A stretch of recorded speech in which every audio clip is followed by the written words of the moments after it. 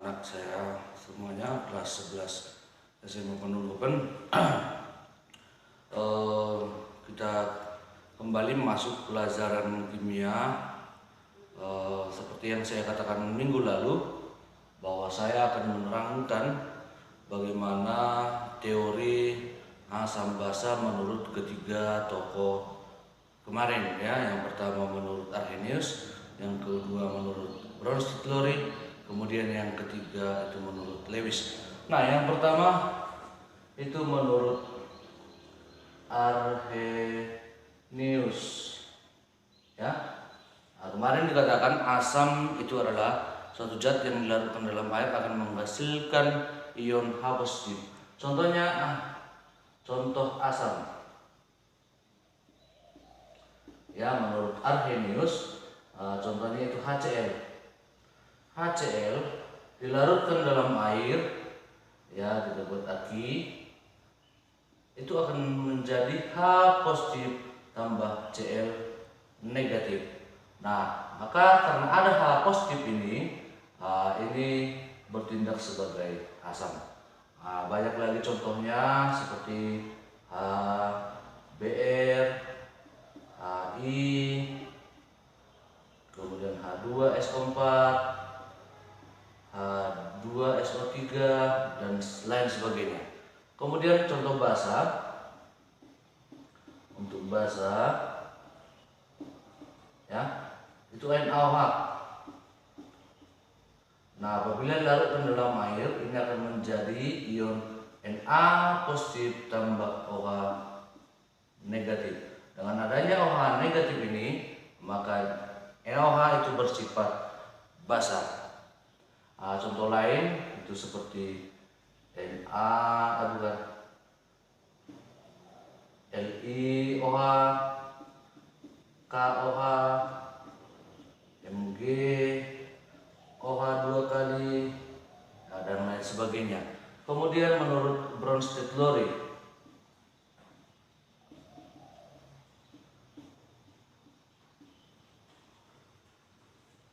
nah, yang pertama itu asam, kemudian basa, ya. Ini nanti sekaligus. Nah, asam itu yang dikatakan oleh Bronsted-Lowry suatu zat yang bertindak sebagai pemberi proton. Kemudian basa suatu zat yang bertindak sebagai, atau suatu spesies yang bertindak sebagai penerima proton. Proton di sini adalah H positif. Contohnya saya buat HCl tambah H2O, ini akan menjadi Cl negatif tambah H3O positif. Perhatikan. Nah, di sini HCl, di hasil reaksinya ini hanya disumbangkan, hanya dilepas, dibuat ke H2O. Karena ini yang menyumbangkan proton atau menyumbangkan H, maka ini bertindak sebagai asam. Karena H2O hanya bertambah, kan di sini H3O, maka hanya di sini bertambah. Ini bertindak sebagai basa. Kemudian yang menjadi hasil penguraian daripada asam itu disebut dengan basa konjugasi. Basa konjugasi. Nah, kemudian hasil daripada basa itu disebut asam konjugasinya.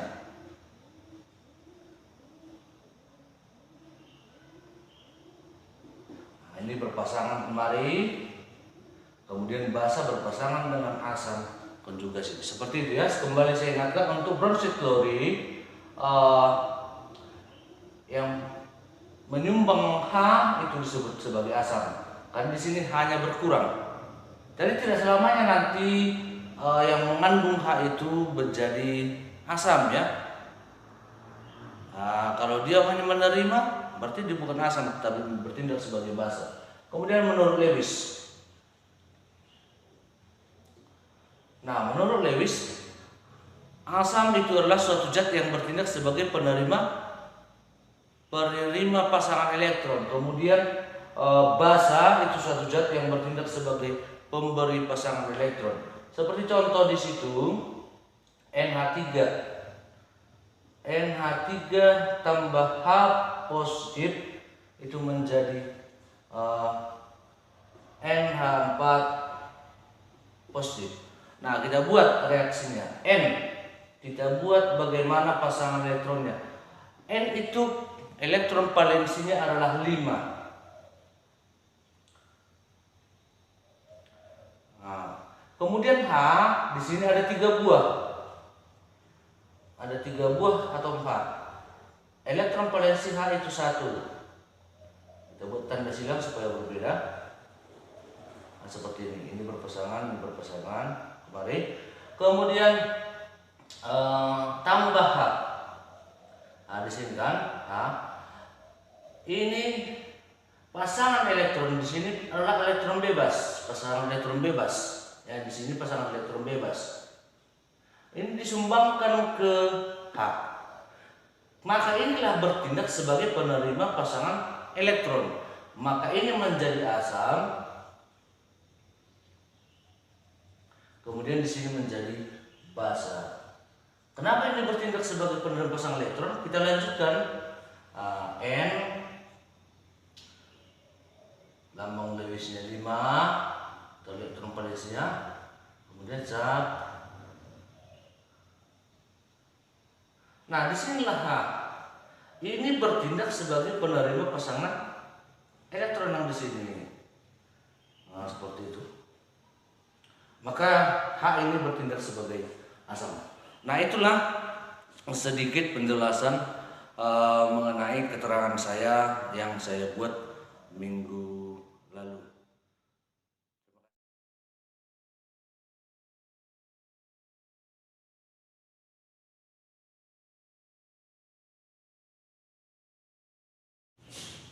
Baik, selamat pagi semua anak-anak saya. Salam sehat untuk kita semuanya.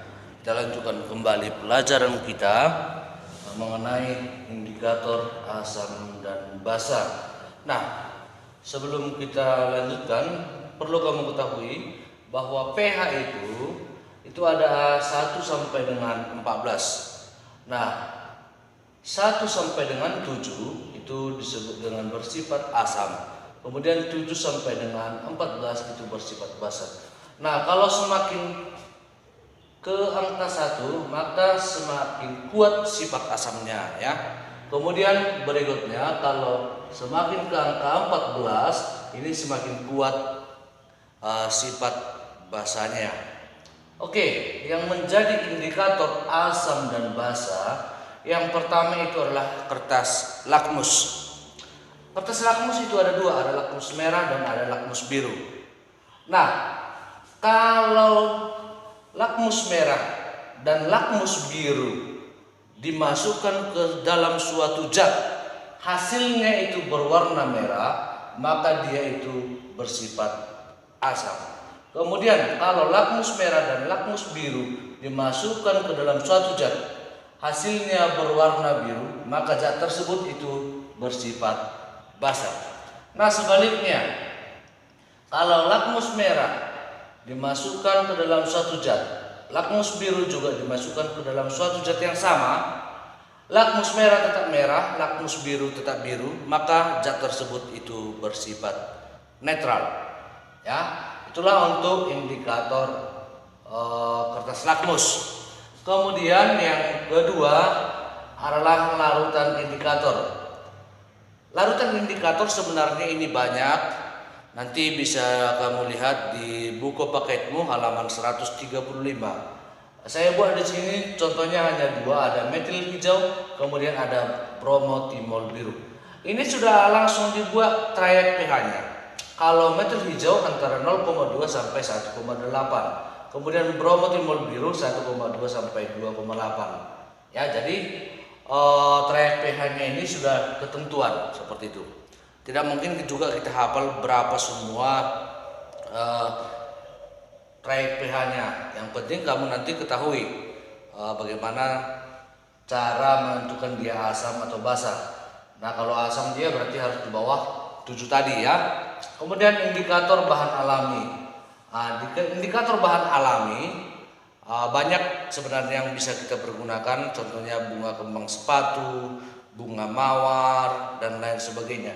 Nah, intinya dalam mengukur asam dan basa dengan menggunakan bahan alami, contohnya suatu zat asam kita masukkan ke bunga kembang sepatu, tapi sarinya ya, telah diambil sarinya, jangan bunga utuh, tapi setelah diambil sarinya ditumbuk, dicampur dengan air sedikit, airnya usahakan itu aquades atau air murni. Baru kemudian juga ambil basa, masukkan juga sari daripada bunga mawar tadi. Nah, nanti di situ akan berbeda warnanya, ya, nanti akan berbeda warnanya. Begitu juga dengan kalau kamu masukkan bunga kembang sepatu, akan berbeda warnanya. Jadi kamu bisa menentukan yang mana menjadi asam, kemudian mana yang menjadi basa. Kemudian berikutnya kertas indikator universal. Kertas indikator universal itu sudah ada juga ketentuannya. Nah, sudah ada ketentuan di label kotaknya pada umumnya. Label kotaknya ini ada nanti warnanya sekitar 14. Ada mulai dari warna kuning, ada kuning lebih cerah sedikit, seperti dan seterusnya. Dan juga sudah dibuat beberapa trayek pH-nya. Kemudian yang berikut adalah menggunakan pH meter. Nah, menggunakan pH meter ini pada umumnya harus ada larutan inkubasinya, harus dinetralkan dulu. Misalnya ini adalah pH meter. pH meter itu sudah berupa elektrik ya. Sudah langsung nanti muncul di angkanya, di layarnya berapa angka daripada pH-nya. Harus dicelupkan dulu ke larutan inkubasinya supaya netral kembali pH meter itu, seperti itu. Nah, kamu celupkanlah ke dalam larutan yang kamu ukur. Nanti kamu bisa lihat di layarnya berapa pH-nya. Kalau pH-nya misalnya nampak di situ 4, berarti bersifat asam. Kalau nampak di situ angkanya 7, berarti bersifat netral. Kemudian kalau angkanya 9, berarti bersifat basa, dan seterusnya. Jadi penggunaan pH meter inilah yang lebih bagus ya. Dan penggunaan pH meter pada umumnya banyak digunakan oleh insinyur pertanian untuk mengukur pH daripada tanah. Kalau pH tanah yang bagus untuk bercocok tanam itu sekitar 5,6 sampai dengan 6. Tidak terlalu asam, tidak juga menjadi basa, masih sekitar asam dia. Kalau terlalu asam, maka akar tanaman itu akan menjadi busuk, seperti itu. Jadi itulah kegunaan daripada indikator asam dan basa itu. Contohnya dalam kehidupan sehari-hari ya. Contohnya tadi untuk pertanian. Sebenarnya masih banyak lagi untuk bidang kedokteran ya. Berapa supaya pH darah kita netral ya. Kalau pH darah kita harus bersifat basa sekitar 11 sampai 12. Nah, seperti itu. Ya, demikian untuk indikator asam basa ini. Nanti kurang lebihnya bisa kamu baca-baca sumber lain atau bukumu. Ya, sekian kita dalam menghitung pH garam. Kalau kemarin kita sudah belajar bagaimana cara menghitung pH garam kalau garamnya itu bersifat basa. Nah, yang berikutnya yang kedua itu bagaimana kalau pH garamnya yang bersifat asam. Nah, kalau garamnya bersifat asam, berarti yang menentukan pH-nya itu adalah konsentrasi H positif. Maka rumusnya konsentrasi H positif sama dengan akar KW per KB.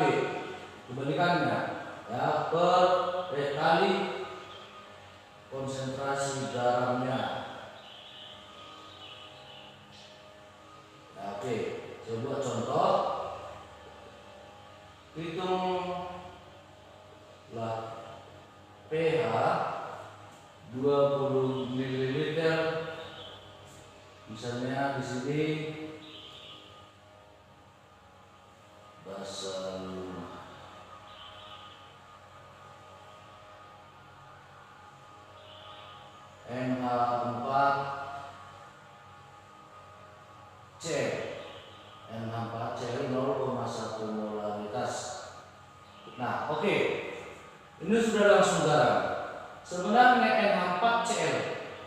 Berasal dari mana itu seperti itu? Sebenarnya ini berasal dari NH3 dengan HCl. HCl itu adalah asam kuat, NH3 itu adalah basa lemak. Berarti ini berasal dari asam kuat dengan basa lemak. Maka garamnya ini bersifat asam. Oke. Misalnya di sini ketahui Kb, apa aja kita buat 10 pangkat negatif 5 seperti itu ya. Oke, kita langsung konsentrasi H positif sama dengan akar Kw per Kb kali konsentrasi garamnya.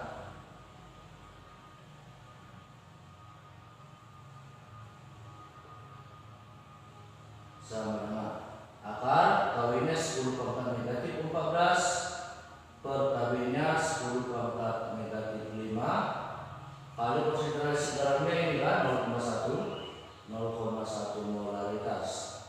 Oke, inilah 10 pangkat negatif 14 per 10 pangkat negatif 5 10 pangkat negatif 9 kali 0,1 10 pangkat negatif 10 yang akan 10 pangkat negatif 5.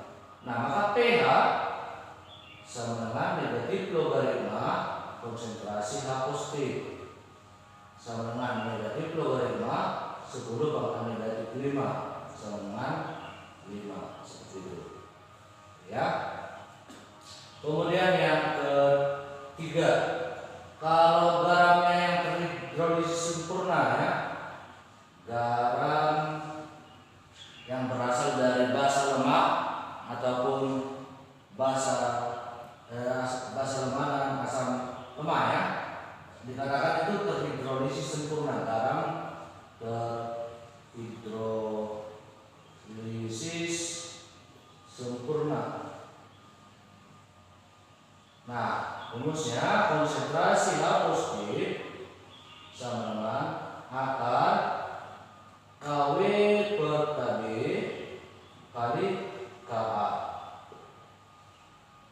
Saya buat contoh. Di sini saya buat contoh ya. Contoh.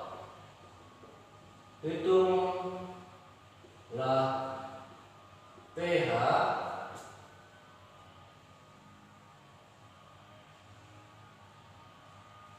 NH4Cn, misalnya NH4Cn 0,01 M jika Ka sama dengan 10 pangkat negatif 5 dan Kb 10 pangkat negatif 4 misalnya seperti itu. Nah, perhatikan garamnya NH4Cn. Sebenarnya ini berasal dari NH3 dengan HCl. Ya, NH3 dengan HCl. NH3 basa lemak, HCl adalah asam lemak. Berarti garamnya ini berasal dari basa lemak dengan asam lemak. Maka dia terhidrolisis sempurna. Oke, rumusnya berarti seperti yang di bawah ini. Konsentrasi H positif sama dengan akar Kw per Ka, Kb kali Ka.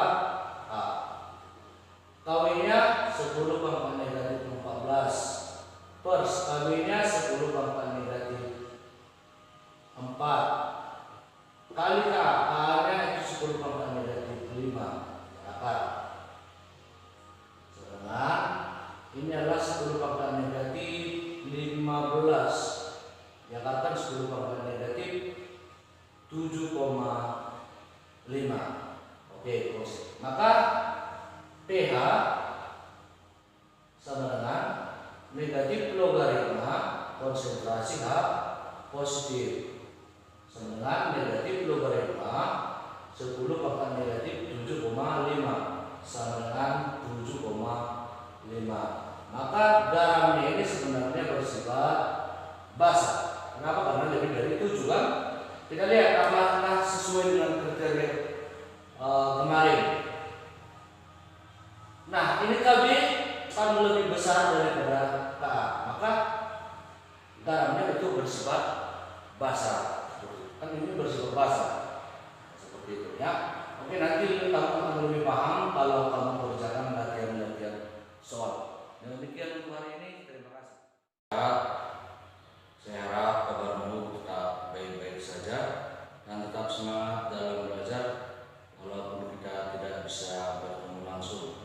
Ya, kita lanjutkan kembali pelajaran kimia kita mengenai keseimbangan ion dalam larutan garam. Ya, kalau minggu lalu kita belajar mengenai asam dan basa, kita lanjutkan ke keseimbangan ion dalam larutan garam. Nah, untuk yang pertama adalah reaksi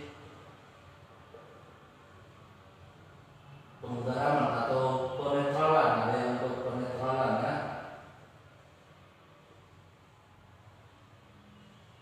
Nah, reaksi penetralan itu maksudnya seperti ini. Kalau asam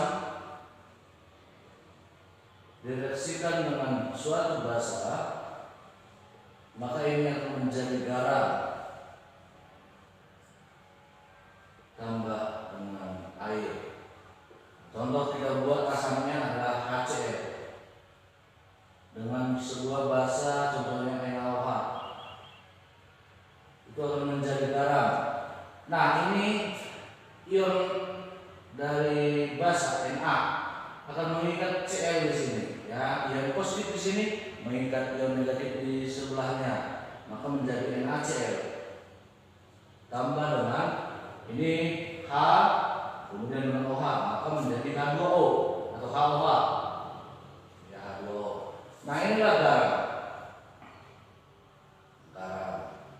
Nah, jadi asam tambah basa itu akan menjadi garam. Garam ini kalau dia dari asam kuat dan basa kuat, maka dia akan bersifat netral. Maka sering disebut dengan penetralan. Kalau di bukumu mungkin judulnya dikatakan reaksi pelarutan garam, seperti itu ya. Oke, kemudian yang kedua, sifat garamnya.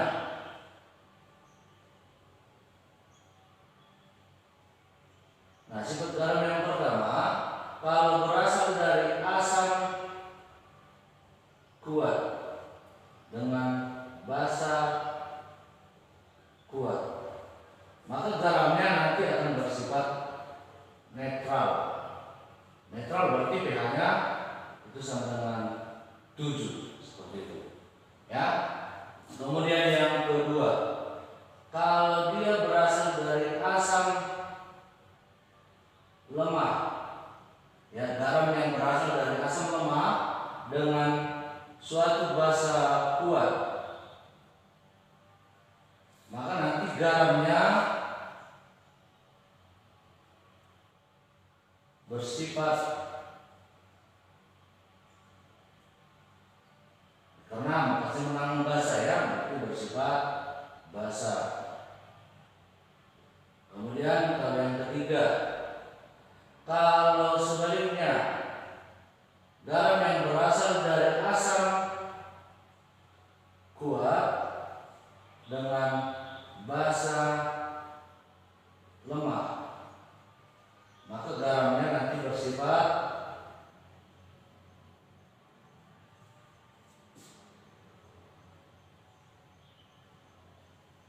ya, berarti menanglah yang kuat ya, berarti bersifat asam atau pH-nya nanti berarti di bawah 7, seperti itu.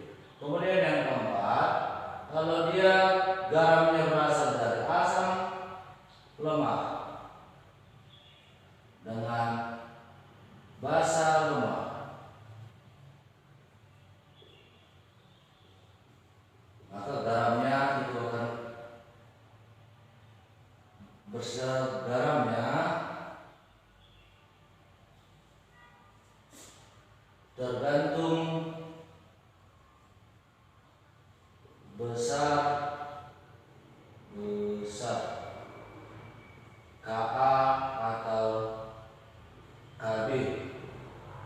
Jika Ka lebih besar dari Kb, maka nanti garamnya bersifat asam. Kemudian kalau Ka lebih kecil dari Kb, maka garamnya bersifat basa. Kemudian kalau Ka sama dengan Kb, maka garamnya bersifat netral. Nah, seperti itu. Jadi ada 4 kriteria kita dalam menentukan bagaimana sifat garam yang kita larutkan dari asam dan basa itu. Yang pertama bersifat netral. Netral kalau dia berasal dari asam kuat dan basa kuat. Kemudian kalau dia yang berasal dari asam lemah dan basa kuat, garamnya bersifat basa dan selanjutnya. Ya, oke. Saya kira kamu mengerti. Kita lanjutkan yang berikut.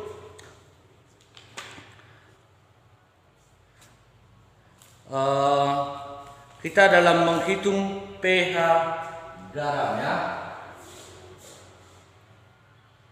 pH kemudian C berarti garam. Nah, kalau garamnya bersifat basa,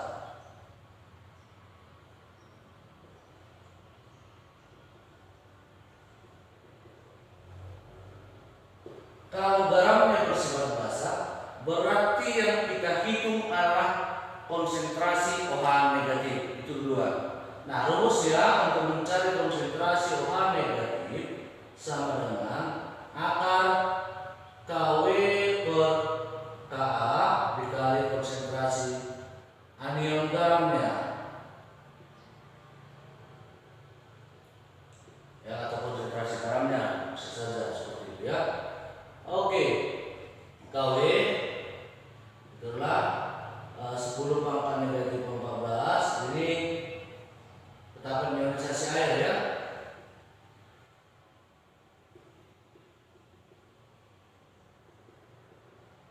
Kemudian K itu adalah kekuatan asam lemah atau konstanta asam lemah.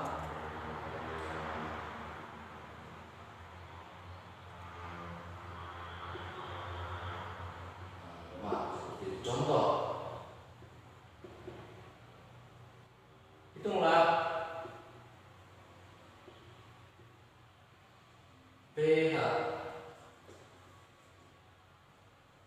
dari larutan garam yang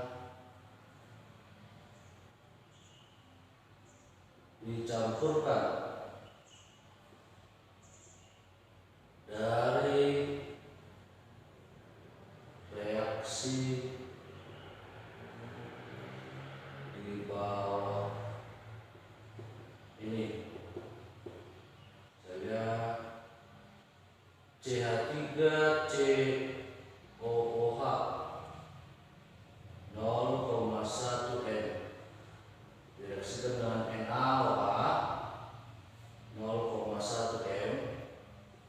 Nah, ini hasil reaksinya menjadi NaCH3COO tambah H2O. Oke, baik. Perhatikan soal ini. Misalnya di sini dibuat diketahui KaCH3COOH sama sebesar 10 pangkat negatif 5 gitu ya, misalnya diketahui.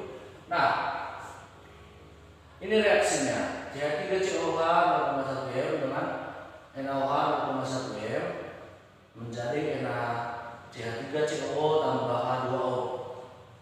Nah, kita langkah pertama kita cari dulu berapa konsentrasi daripada NaCH3COO ini, garam ini, dan ini yang bersifat garam. Nah, di sini 0,1 molaritas. Karena volume tidak diketahui, nah, kita anggap volume ini sama. Nah, berapa pun, berarti molaritasnya perbandingannya dengan koefisien itu sama, seperti ya.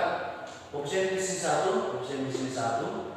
Berarti kalau ini 0,1 yang bereaksi, ini juga 0,1 yang bereaksi. Maka hasil reaksi di sini adalah 0,1 molaritas seperti itu.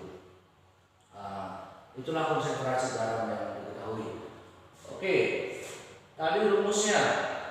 Langkah pertama kalau garamnya bersifat basa. Nah, garamnya bersifat basa, ini kan asam lemah. Kemudian ini adalah basa kuat. Jadi garam ini bersifat basa kuat ini ya. Maka kita cari untuk konsentrasi OH negatif. Konsentrasi OH negatif rumusnya tadi akar KW per Ka kali konsentrasi daripada garam. Oke, akar KW-nya 10 pangkat negatif 14 per Ka 10 pangkat negatif 5 kali konsentrasi garamnya 0,1 kali 0,1. Baik, 10 pangkat negatif 14 kali 0,1 adalah 10 pangkat negatif 15 per 10 pangkat negatif 5 adalah 10 pangkat negatif 10 diakarkan berarti 10 pangkat negatif 5 seperti itu. Maka cari dulu pOH. pOH sama dengan negatif logaritma konsentrasi OH negatif. Sama dengan yang rumus kemarin ya, negatif logaritma 10 pangkat negatif 5 sama dengan 5. pH rumusan kemarin 14 dikurang pOH sama dengan 14 dikurang 5. Jawabannya adalah 9. Ya, itu kan jelas kalau 9 berarti itu kan sudah bersifat basa. Ya oke. Demikian pelajaran hari ini. Nanti minggu depan atau hari Kamis kita lanjutkan kembali. Terima kasih. Anak didik saya kelas 11 SMA 8. Kembali kita masuk ke dalam pelajaran kimia. Salam sehat untuk kita semua pada pagi hari ini. Tetap semangat dalam belajar kimia ya. Baik, untuk hari ini kita mengulang kembali bagaimana menghitung pH larutan garam ya. Bisa dilihat nanti di buku paketnya halaman 165 uji kompetensi 7. Ya oke, baik saja, langsung saya kerjakan nanti di sini 3 soal. Kemudian nanti di penugasan saya buat tugasnya ya. Oke, baik, soal untuk nomor 1. Di antara garam berikut yang mengalami hidrolis sempurna adalah pilihan A CH3CONA, B CH3CON4, C NaCl, kemudian D N4Cl, NaE NaCl. Nah, jika dalam hidrolisis berarti itu bereaksi dengan air ya, atau melarut di dalam air. Nah, kemudian kita lihat jawaban A dulu. Untuk pilihan A, CH3CONA. CH3COONA ini diuraikan menjadi CH3COO negatif tambah Na positif. Nah, CH3COO ini berasal dari asam lemak. Ya, berasal dari asam lemak. Kalau dia berasal dari asam lemak, berarti ini terhidrolisis. Ini terhidrolisis. Kemudian Na positif. Kalau ion positif pada umumnya bergabung dengan OH negatif ya, berarti ini basa. NaOH itu merupakan basa kuat. Ini tidak terhidrolisis. Artinya di sini hanya terhidrolisis sebagian. Hanya ini yang terhidrolisis. Sedangkan sol tadi mengatakan hidrolisis sempurna. Berarti bukan A jawabannya. B. CH3COO NH4. Ini berasal dari CH3COO negatif dengan NH4 positif. Nah, seperti itu ya. CH3COO itu berasal dari seperti yang tadi, CH3COOH merupakan asam lemak. Berarti ini terhidrolisis. Kemudian NH4 positif ini berasal dari NH4OH. NH4OH itu berasal dari NH3. NH3 itu kan merupakan basa lemak. Ini juga terhidrolisis. Artinya di sini kedua-duanya terhidrolisis. Berarti ini merupakan hidrolisis sempurna. Maka jawabannya adalah B. Nah, itu jawabannya. Nah, untuk berikutnya NaCl. NaCl itu berasal dari C ya. NaCl. Kenapa tidak C? Ini berasal dari Na positif dengan Cl negatif. Na itu berasal dari NaOH basa kuat. Kemudian Cl itu berasal dari HCl, itu adalah asam kuat. Ini tidak terhidrolisis, ini juga tidak terhidrolisis. Nah, seperti itu ya. Berarti ini nanti bersifat netral seperti itu. Nah, sudah dapat jawabannya, bisa kamu buat juga kriteria yang ini lagi ya.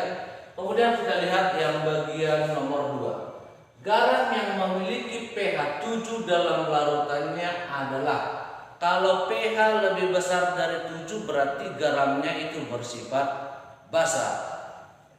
Nah, kita carilah dari pilihan ini mana yang bersifat basa. Untuk bagian A, NaCl, seperti yang kita buat tadi uraiannya berasal dari Na positif dengan Cl negatif. Na positif itu berasal dari NaOH, kemudian Cl negatif berasal dari HCl. NaOH ya, NaOH itu basa kuat. Ini kemudian HCl itu adalah asam kuat. Berarti ini bersifat netral. Ya, berasal dari basa kuat dan asam kuat itu bersifat netral. Kemudian B, Na2SO4. Nah, diuraikan dan menjadi Na positif tambah SO4 2 negatif. Ini koefisiennya jumlahnya 2, berarti 2 di sini 2 ya. Oke, sama sebenarnya Na positif ini berasal dari NaOH. Ini NaOH. Kemudian SO4 2 negatif berasal dari H2SO4.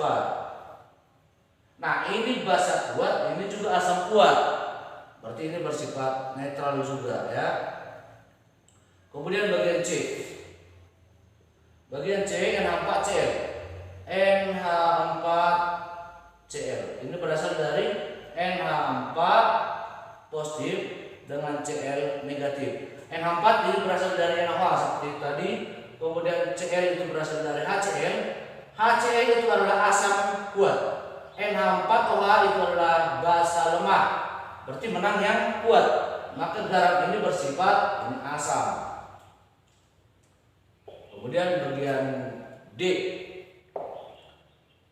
K2CO3 ini berasal dari 2K positif tambah CO3 2 negatif. Nah, K ini berasal dari KOH. Kemudian CO3 2 negatif berasal dari H2CO3. Ya, itu. Nah, ini merupakan basa kuat KOH. Kemudian ini merupakan asam lemah. Ya, ini merupakan asam lemah. Maka mana yang menang? Menanglah yang kuat. Maka ini bersifat basa. Seperti itu. Kemudian ini nanti K2SO4. Ini merupakan garamnya yang bersifat netral. Jadi jawabannya itu adalah D ya. Ini D jawabannya. Kemudian nomor 9. Jika dalam gelas kimia terdapat 5 liter larutan kalsium asetat CH3COO 2 kali Ca 0,004 m, maka pH larutan tersebut adalah, diketahui Ka CH3COH sama dengan 2 kali 10 pangkat negatif 5. Nah, garamnya ini bersifat apa? Garamnya ini adalah bersifat basa. Ya, garamnya ini bersifat basa. Kenapa? Ini CaOH sebenarnya. CaOH itu adalah basa kuat. Ini sedangkan ini asam lemah. Maka garamnya ini bersifat basa. Maka yang dicari adalah konsentrasi OH negatif sama dengan akar KW per Ka dikali molaritas. Itu supaya gampang nanti mana yang cari OH kah atau H positif, lihat harga ini yang diketahui. Kalau ada tetapan ionisasi asam lemah berarti OH yang diketahui. Kalau tetapan ionisasi basa lemah di sini berarti konsentrasi H positif yang mencari. Seperti itu ya. Kita kembali kemari akar KW sudah ketentuan 10 pangkat negatif 14 per Ka-nya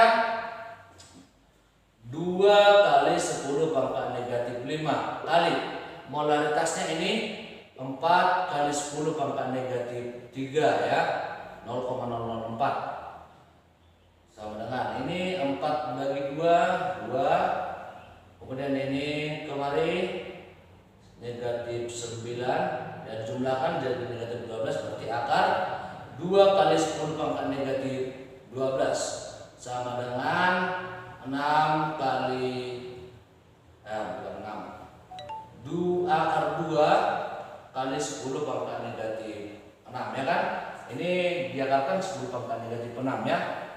Nah, carilah kemudian berikutnya adalah POH. POH sama dengan negatif logaritma konsentrasi OH negatif sama dengan negatif logaritma akar 2 kali 10 pangkat negatif 6. Ya oke, ini turun ke bawah menjadi 6 dikurang logaritma akar 2. Ini masih POH. Carilah PH.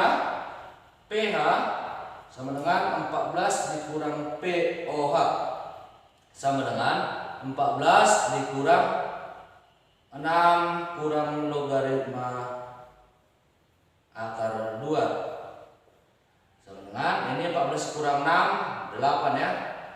Kemudian ini kurang-kurang berarti tambah logaritma akar 2. Maka ini jawabannya. Mungkin di buku jawabannya ini bukan akar 2 tapi 2. Ya mungkin kesilapan dalam hal diketahui. Sesuai dengan jalan ini jawabannya yang benar. Ya oke, demikian sedikit pengulangan bagaimana cara menghitung pH larutan garam ya. Oke, nanti silakan kerjakan tugas yang saya berikan di penugasan Google Classroom. Sekian untuk pagi hari ini. Terima kasih. Selamat pagi semua anak-anak saya. Salam sehat untuk kita semuanya. Hari ini kita akan masuk topik baru mengenai larutan penyangga. Larutan penyangga adalah jenis larutan yang dapat mempertahankan pH larutan ketika sedikit asam atau basa ditambahkan ke dalam larutan tersebut. Prinsip larutan penyangga adalah larutan yang mengandung campuran asam lemah dan garam yang anionnya senama dengan asam lemah. Contohnya CH3COOH dan CH3COONA. Demikian juga untuk larutan basa, terdiri dari basa lemah dan garamnya. Contohnya NH4OH dan NH4Cl. Jika dituliskan persamaan reaksinya adalah CH3COOH menjadi CH3CO- dan H+. Dalam larutan penyangga, konsentrasi CH3COOH ini berasal dari asam asetat. Sedangkan untuk ion asetat CH3COO- berasal dari garam CH3COONA.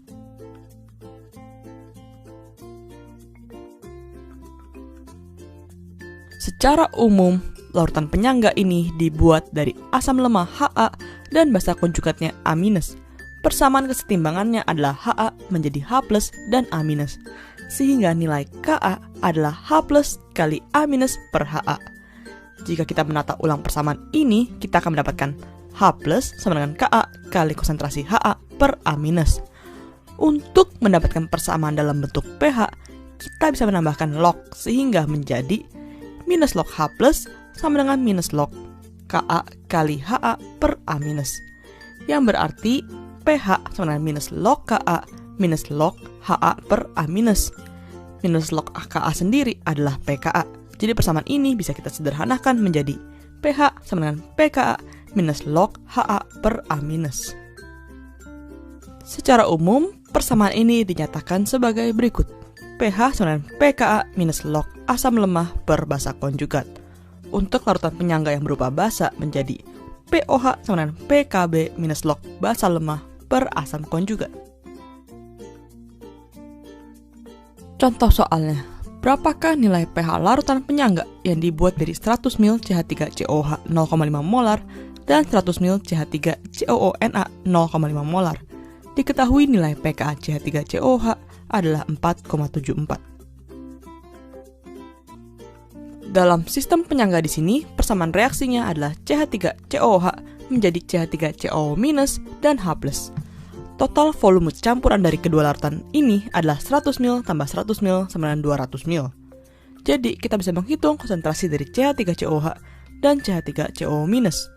Konsentrasi CH3COH adalah 0,5 molar kali 100 ml per 200 ml sama dengan 0,25 molar. Konsentrasi CH3CO- berasal dari garam CH3CONa. Konsentrasinya adalah 0,5 molar kali 100 ml per 200 ml sama dengan 0,25 molar. Nilai pH larutan ini bisa kita hitung dengan rumus pH sama dengan pKa minus log Ha per A-, yang berarti Ha adalah CH3COH dan A- adalah CH3CO-. Jadinya pH sama dengan 4,74 minus log 0,25 per 0,25 sama dengan 4,74.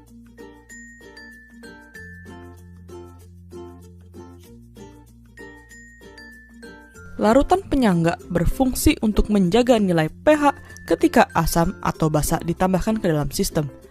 Jika kita persamaan CH3COH di sini, jika asam ditambahkan berarti ada penambahan H+. Kesetimbangan larutan akan bergeser ke kiri sesuai dengan prinsip Le Chatelier. Jika OH- ditambahkan, OH- ini akan bereaksi dengan H+, sehingga akan terjadi pengurangan H+, mengakibatkan kesetimbangan bergeser ke kanan. Untuk perhitungannya secara kuantitatif, mari kita lihat contoh berikut. Sama dengan contoh soal sebelumnya, terdapat 100 ml CH3COH 0,5 molar dan 100 ml CH3CONa 0,5 molar. Apa yang terjadi ketika ditambahkan HCl sebanyak 0,02 mol? Sebelum penambahan HCl, jumlah mol CH3COH adalah M kali V sama 0,5 molar kali 0,1 liter sama dengan 0,05 mol. Jumlah mol CH3CO- juga sama, yaitu 0,05 mol. Setelah HCl ditambahkan, akan terjadi reaksi sempurna dengan CH3CO- membentuk CH3COH. Sehingga mol CH3COH akan bertambah, yaitu 0,05 mol tambah 0,02 sama dengan 0,07 mol. Dan mol CH3CO- akan berkurang, 0,05 minus 0,02 sama dengan 0,03 mol. Total volume larutan di sini adalah 200 ml. Jadi konsentrasi masing-masing komponen adalah untuk CH3COH sama dengan 0,07 mol per 0,2 liter sama dengan 0,35 molar. Untuk CH3CO- sama dengan 0,03 mol per 0,2 liter sama dengan 0,15 molar. Nilai pH ini bisa kita hitung dengan rumus yang sama, pH sama dengan pKa minus log Ha per A- sama dengan 4,74 minus log 0,35 molar per 0,15 molar sama dengan 4,37. Nilai pH sebelum penambahan asam adalah 4,74. Jadi bisa kita lihat di sini, penambahan asam tidak terlalu mengubah pH. Sekian untuk hari ini. Saya ucapkan banyak terima kasih. Apabila ada pertanyaan, coba ditanya di pagi semua anak-anak. Kembali kita masuk pelajaran kimia pada pagi hari ini dengan tema larutan penyangga. Ya, kalau minggu lalu sudah saya buat video penjelasan bagaimana yang termasuk penyangga. Di mana penyangga itu adalah larutan yang dapat mempertahankan pH-nya. Itu yang disebut penyangga atau buffer. Nah, disitu juga sudah dibuat campuran apa saja yang termasuk larutan penyangga, yaitu bisa saja campuran asam lemah dengan garamnya, atau bisa juga campuran asam lemah dengan basa kuat di mana asam lemah dengan jumlah yang berlebih. Itu penyangga asam. Kemudian kalau berikutnya yang termasuk penyangga basa, campuran basa lemah dengan garamnya. Kemudian bisa juga campuran basa lemah dengan asam kuat di mana basa lemah dengan jumlah yang berlebih. Nah, baik, di sini ada saya buat contoh soal yang termasuk ke dalam larutan penyangga. Saya bacakan soalnya. Jika 50 ml larutan NH3 0,1 M direaksikan dengan 10 ml HCl 0,1 m, Kb sama dengan 10 pangkat negatif 5. Tentukan pH setelah reaksi.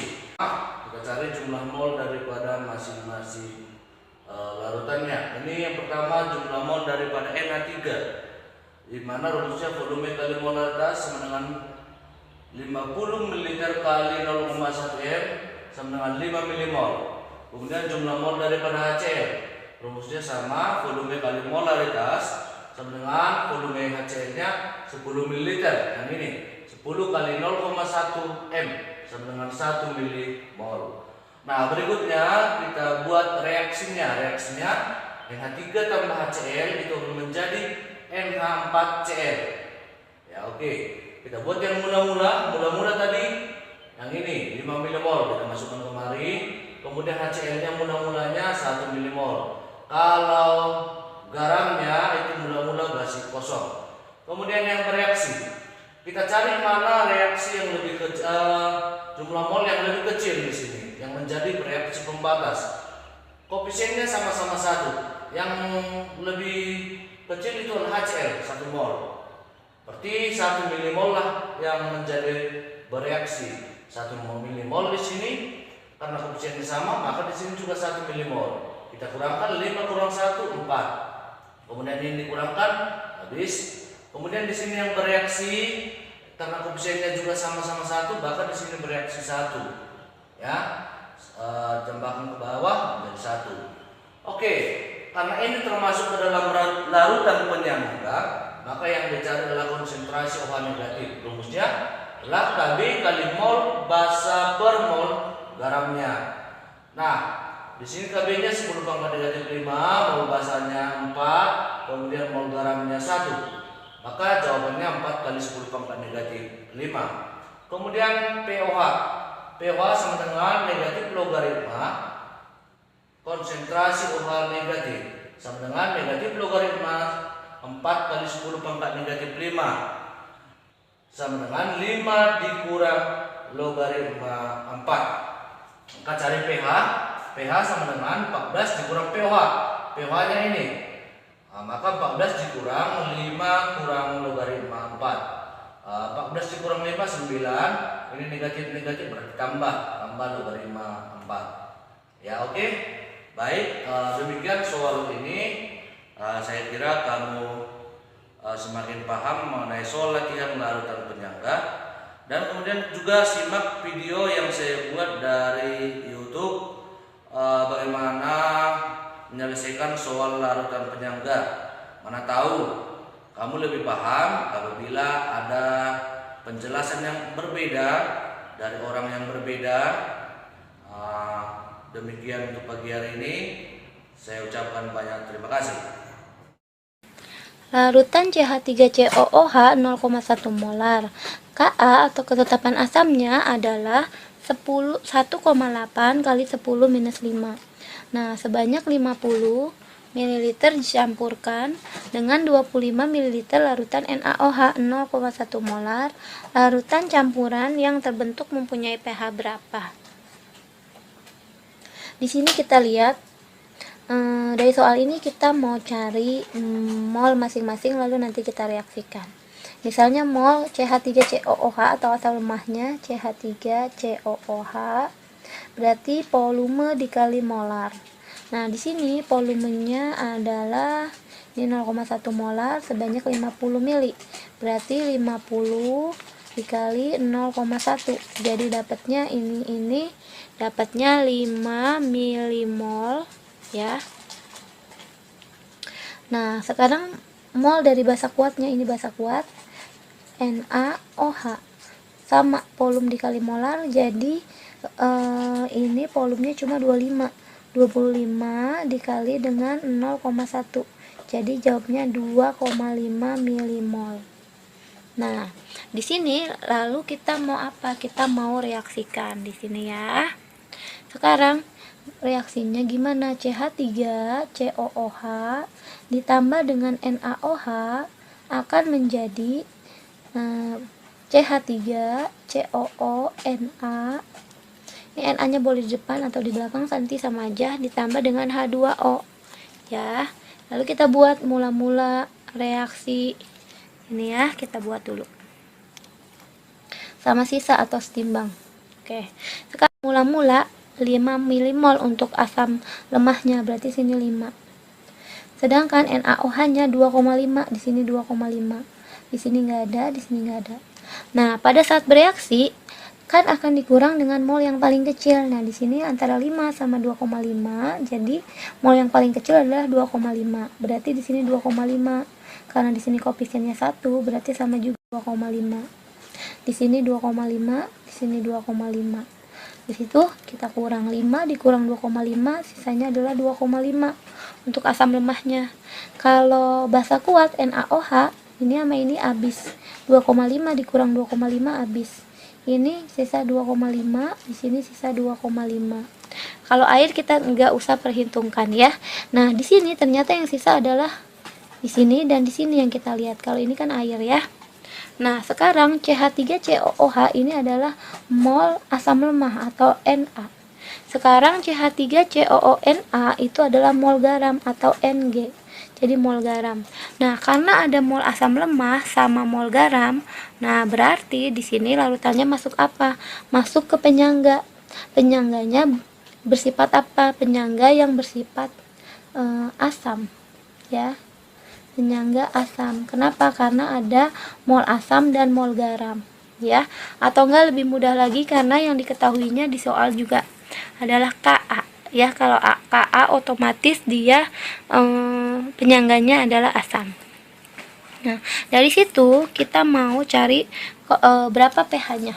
Penyangga asam berarti yang kita mau cari adalah konsentrasi H+. Sama dengan ketetapan asam dikali mol asam dibagi dengan mol garam. Ya, jadi ketetapan asamnya tadi adalah kita cek di soal di sini. Nah, di sini ketetapan asamnya atau Ka-nya adalah 1,8. Berarti 1,8 kita masukin di soal ini ya, bentar. Oke. 1,8 kali 10 pangkat minus 5 dikali di sini mol asam lemahnya 2,5 dibagi dengan mol garam Ng 2,5, kebetulan sama juga. Berarti ini habis. Sisanya adalah konsentrasi H+ adalah 1,8 kali 10 minus 5. Nah, dari situ kita mau cari pH. Ada H+, berarti cari pH. pH sama dengan min log dari konsentrasi H+. Berarti ini sama dengan bawah ya, bentar. Sini min log 1,8 kali 10 pangkat minus 5. Caranya langsung aja pangkatnya kita kalikan maju ke depan sini. Minus dikali minus 5 jawabannya adalah 5. Bentar, ini minus, ini kali ke depan, minus 5 dikali minus jadi 5. Ini tinggal mengikuti, dikurang log 1,8. Ini jawabannya. 5 dikurang log 1,8. Nah, di sini kita mau lihat jawabannya adalah yang mana dari soal sini. Sebentar, oke. Nah, di sini tadi jawabannya adalah 5 minus log 1,8. Nah, ini nih, ini kan 5 plus. Nah, ini nih 5 minus di sini ya. Jadi jawabannya B, 5 minus log 1,8. Ya. Di sini kita lihat tadi jawabannya 5 min log 1,8. Gitu ya. Jadi jawabannya adalah yang B. Ya, semoga video pembelajaran mengenai teori asam basa, larutan penyangga dapat bermanfaat kepada siswa-siswa saya sekalian untuk meningkatkan pengetahuannya di bidang kimia.